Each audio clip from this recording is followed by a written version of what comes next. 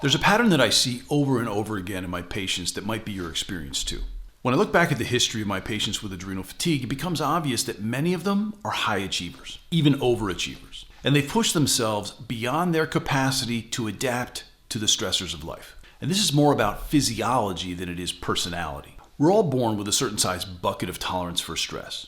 Now, genetics determines part of that, but early life stress can shape it further, what researchers call adverse childhood experiences, or ACEs. So some people begin adulthood with their bucket that's already partially full. We all have one stress response system, and it includes your adrenal glands, but not only. And this system has to deal with any and all kinds of stress: physical, mental, emotional, chemical, toxins, blood sugar imbalance, sleep disruption, injury, relationships, traffic. It all goes into that same bucket. High achievers tend to live with that bucket filled near the top. They tolerate pressure well. They normalize long hours. They override the early fatigue signals. They push through because they still can. That ability often produces success in the early stages. Lazy people tend not to develop adrenal fatigue. So in the beginning, the system compensates. And Hans Selye described this as what he called the general adaptation syndrome. In the alarm phase, the early phase, stress hormones are elevated. Cortisol output is high. The fight or flight system is stimulated. In that state, blood pressure might rise, sleep might shorten, blood sugar might fluctuate, but focus is sharper, and output can increase. And that phase can look productive. Over time, however, the system shifts into what Selye described as the resistance phase. This is where the fine-tuning of stress hormones begins to deteriorate. Cortisol might run high when it should be tapering down, and it might drop when it's needed the most. The rhythm becomes inconsistent. Patients describe feeling wired and tired at the same time. Now that phase is physiologic. The other components of your stress response system become dysregulated too. The limbic system becomes more reactive. The autonomic nervous system spends more time in sympathetic activation. And the organs of stress, the ones that would save your life, there was an actual tiger in front of you, like your heart, your lungs, your metabolism, they're overactivated, and the organs of rest and digest are suppressed. And this means immune regulation shifts, digestion slows, thyroid function will be suppressed. Sleep becomes lighter, recovery shortens. If the person continues pushing, the system moves towards exhaustion.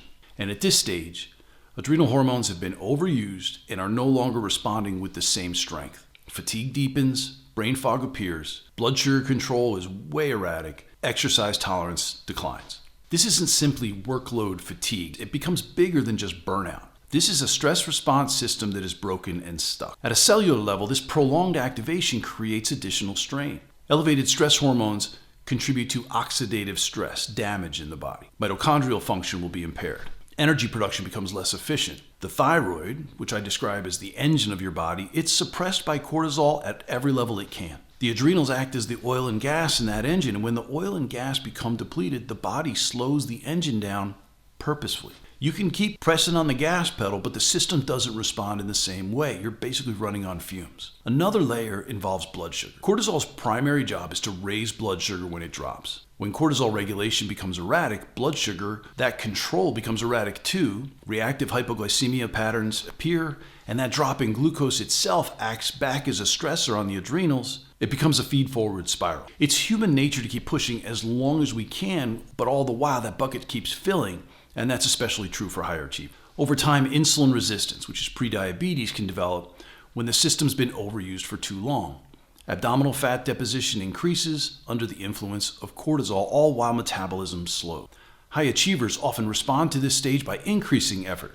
Effort's been their strategy. Pushing through it worked in the past, but now the physiology has changed. The game has changed, the rules have changed. There's also a receptor component to this condition. Hormones don't act in isolation. They bind to receptors on cells to tell the cell to perform a function. After prolonged stress exposure, receptors become less responsive, and labs can appear within the reference range while symptoms persist. And this contributes to some of the confusion when you pursue conventional testing. The shift from capacity to dysfunction usually happens gradually. The bucket fills little by little, tolerance narrows, recovery windows shorten, sensitivity and symptoms increase. But at some point, the bucket holds everything until it can't. Adrenal fatigue is not a character flaw. You're not lazy. You're tired at a cellular level.